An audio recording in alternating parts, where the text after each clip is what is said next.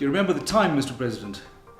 It was 1994, just before our first democratic elections. People rushed off to fill their trolleys, thinking the world was coming to an end. Somehow they thought that democracy was the same thing as catastrophe.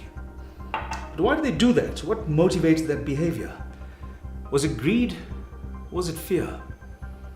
Greed that people who could afford to fill their trolleys anyway still wanted more. Or was it fear? The idea people had that having economic freedom for all somehow meant giving up their own.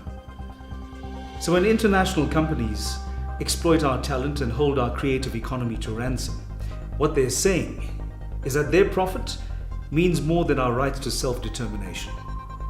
That comes from greed.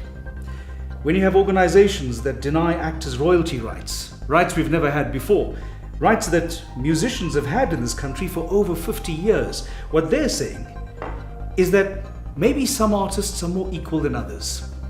That comes from fear. So when we ask you, Mr. President, to please sign the bills, we're asking you to help us realize a vision of a new creative economy. We're asking you to stand up and say stop with the greed and the fear, because there's enough for everyone. Please sign the bills, Mr. President.